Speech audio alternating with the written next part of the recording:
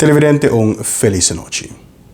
Apesar de amenaza de represaya ruso, Merka anuncia prohibishon riba importashon de gas y petrolio de Rusia. Presidente americano Joe Biden hasi anunsio de oranan de atardi. Today I'm announcing the United States is targeting the main artery of Russia's economy. We're banning all imports of Russian oil and gas and energy.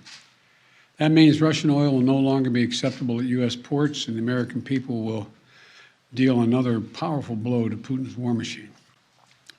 This is a move that has strong bipartisan support in the Congress and, I believe, in the country.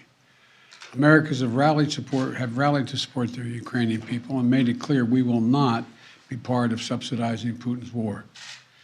We made this decision in close consultation with our allies and our partners around the world, particularly in Europe, because a united response to Putin's aggression has been my overriding focus, to keep all NATO and all of the EU and our allies totally united. We're moving forward with this ban, understanding that many of our European allies and partners may not be in a position to join us. The United States produces far more oil domestically than all the European countries combined. In fact, we're a net exporter of energy. So we can take this step when others cannot. But we're working closely with Europe and our partners to develop a long-term strategy to reduce their dependence on Russian energy as well. Da mesmo momento, União Oropeo anuncia plan maestro para reduzir uso de gas russo com tersera parte para fim de anja. Vice-presidente da komishon oropeo frans timmermans aduna di conoscer. By the end of this year, we can replace 100 BCM of gas imports from Russia. That is 2/3 of what we import from them. This will end our over-dependency and give us much-needed room to maneuver. It's hard, bloody hard, but it's possible if we're willing to go further and faster than we've done before. União Europeia está sumamente dependente do gás russo. 40% do gás que a Europa usa está proveniente de Rússia, via pipa de gás que passa principalmente via de Ucrânia. A Europa está terrivelmente dependente da energia russa. Por motivo aqui mesmo, Rússia ameaça for de ayer com seu poder ocidental, tribi na impone sanção contra petrolio e gás russo ou contra o setor energético de Rússia. Rússia reacciona com sanção próprio com esta hanhata adequada. E está disposto a baiasin leuna hasta sera e crunch de gás para a Europa. Essa aqui lo laga Europa com escassidade catastrófico de energia. Para motivo aqui, Europa não toma decisões com Merka hasi para sancionar gás e petróleo russo, ou com outra palavra, para proibir importação de gás e petróleo russo. E para o mesmo motivo aqui, a União Europeia está tomando passo extraordinário para independizar mais rápido possível for de energia russa e quitar a Europa for de posição vulnerável que está atualmente.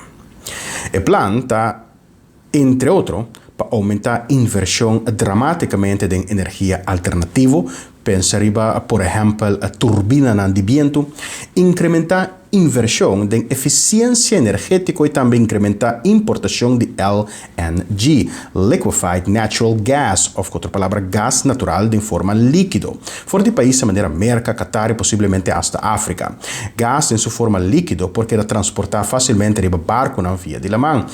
Pero, LNG, de forma de transportação, aquela que nos põe assim, não tinha capacidade de comparar com um suministro de gás via de pipa. Como tal, mais um plano extremadamente ambicioso com a meta unicamente para reduzir para 2/3 parte o uso de gás russo na Europa para fim de anja, aqui para o ano 2030, a União Europeia está completamente livre de energia russa.